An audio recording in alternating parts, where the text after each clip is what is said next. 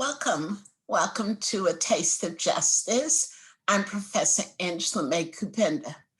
This video is a follow-up to the earlier one we did. The earlier one talking about how the court has been doing the twist, remember that? Doing the twist with some of the basic rules that we articulated earlier. And so I said, as I was reviewing my notes and getting ready to record this, I kept thinking about the Chubby Checker song and dance craze, Let's Do the Twist. So as you will see in the cases we're about to talk about, the court has taken some of the basic rules and maybe the court did a twist with some of the rules. Look, I've given you the name of the cases in the text box below. So by the time I finish with these explanations, if you feel like it's all twisted up, go ahead and take a listen to Chubby Checker's, watch his video on YouTube, do the twist with Chubby Checker, and then go and read the cases for yourself. Okay, so in this clip, I want to talk about how the court did a twist with some of the basic rules as related to another unprotected category, and that category is obscenity. But first, let me take you back to the basic rules. Pure speech is protected from content regulation by the government unless the government meets a very high standard, very exacting scrutiny, unless government has a compelling governmental interest and the regulation is narrowly tailored to that interest.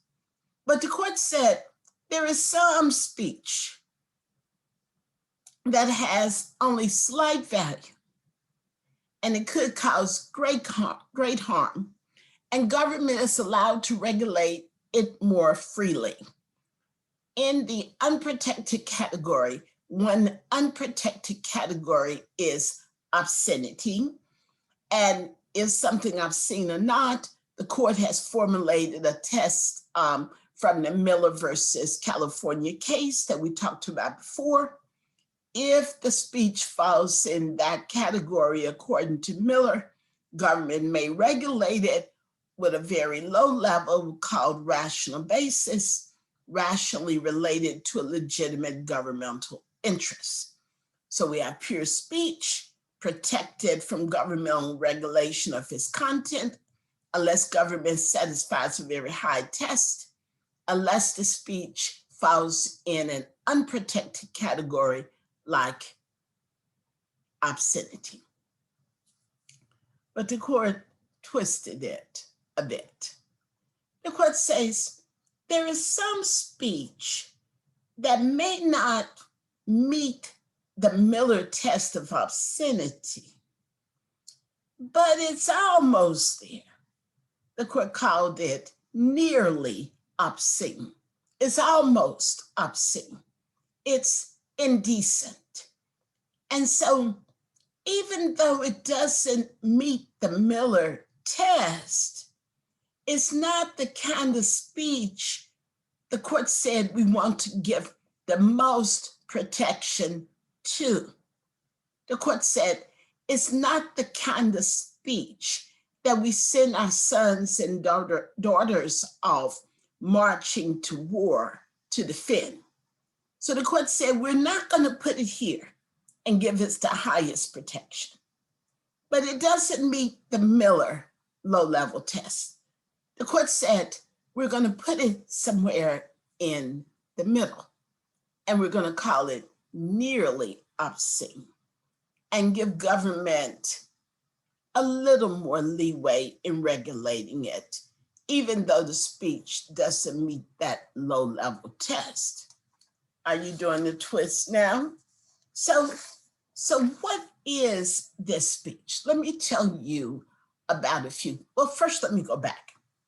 In the middle, we have already placed content neutral regulations.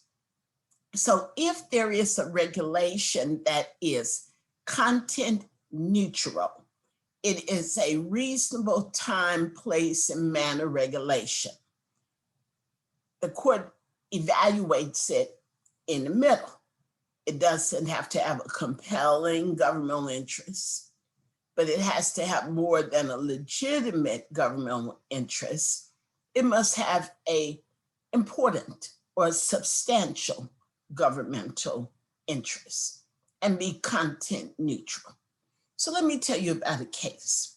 So in this case, and I've indicated the name and the date in the text box below, so you can go back and read it for yourself. In this case called Renton versus Playtime Theaters, a 1986 case. So the city of Renton had a zoning ordinance. And in their zoning ordinance, adult motion theaters could not be located within 1,000 feet of residential zones, of schools, of parks, of churches. So when they got through looking at the city and looking at this 1,000 feet requirement that the adult movie theaters had to be over 1,000 feet away from these locations, from schools and churches and parks and residential zones, the adult theater said, wait a minute, that's 94% of the city. So in 94% of the city, the adult theaters, like Playtime theaters, could not be located. They said, we only have 6% of property left. And much of that property is already occupied. There was a horse racing track in part of that 6%. And there was also a sewage plant in part of that 6%. So Renton Theater said this ordinance is all wrong. It infringes on, they argued, it infringed on their First Amendment rights. Plus, they said it's content-based. Only certain kinds of businesses have these restrictions. So the restriction is based on the content of our speech. So what did the court do? Well, the court said this theater does not meet the Miller test. It is not legally obscene. So government has to have more than a rational basis. But the court also said this is not the kind of speech that we want to fully protect and send our children off marching to war to protect. So the court said it goes in the middle. And Renton said, how does it go in the middle? This is a content-based regulation.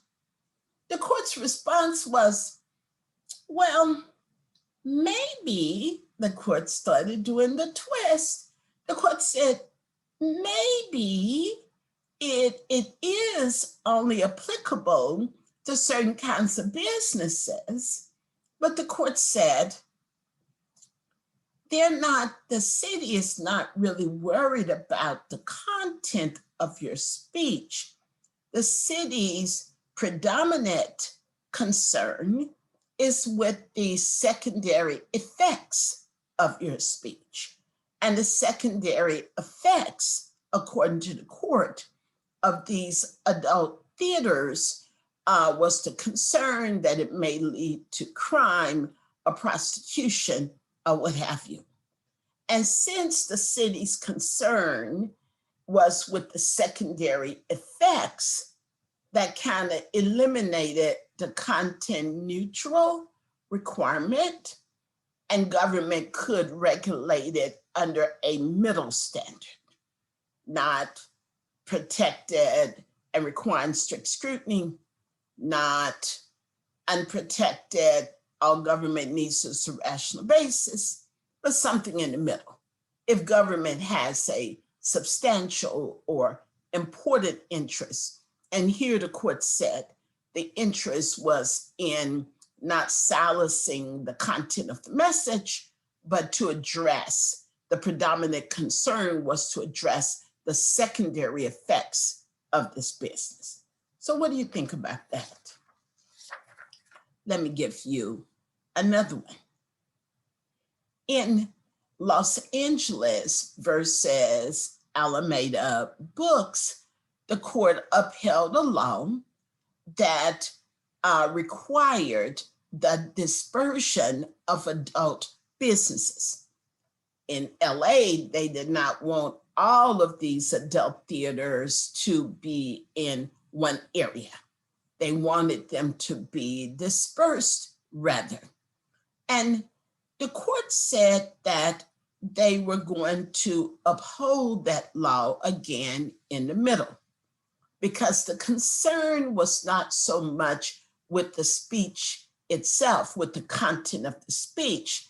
The concern was with the secondary effects of these businesses. And therefore, even though this law only applied to certain businesses, the court said since it recognized the concern of Los Angeles to deal with the secondary effects, if all of these businesses were together, then the law would be okay. Let me give you another one. The case was called Barnes versus Glen Theater. And it was about dances. It was about a theater where there were live dances, and the city required that the dancers all wear at least a pasty and a G-string. But the theater argued that requiring the dancers to wear pasties on their breasts and a G-string on the bottom would take away from the message, the message of their dance. So the theater also argued that this regulation was a content regulation, as it only applied to certain businesses. So there were a lot of interesting opinions in this case, but the majority said, no, we're going to uphold this law in the middle. Even though this dance is not legally obscene under Miller, the court said it's not the kind of dancing that we want to send our sons and daughters off to fight for in the military. It is something in the middle. And even though this law only applies to certain businesses, the concern was with the secondary effects of these businesses, the secondary effects of having completely nude dancers. The court said it's here being concerned with crime and prostitution, so it upheld the law. So what do you think? Is the court doing the twist, so to speak, with its basic rules that it has set out? We have protected speech and unprotected speech. Now the court says we have this middle area. The middle area is for content neutral, reasonable time, place, and manner regulations, unless the predominant concern is with the secondary effects. And then near obscene can be regulated in this mid-level, even though the material is not obscene under Miller. Now, I know you think I got this all twisted up. You probably said she's been listening to too much Chubby Checker, and now it's gotten her all twisted. But what I tell you is what the court wrote. And I give you the names of the cases so you can go and read them for yourselves. And after you read them, just go on and do the twist. Now, again, these explanations are my own. The court has ruled in many cases but these explanations are my own and are not to be ascribed to my school or my students for informational purposes only. I am Professor Angela Mae Kupenda at Mississippi College School of Law, and I've been teaching about 30 years. So look, all of this is about our learning about the Constitution, and learning leading to enlightenment, and enlightenment to justice, or at least a taste of justice. Subscribe, sign up for notifications. You don't want to miss a thing. We have one more clip where we will be doing the twist. Thank you and take care.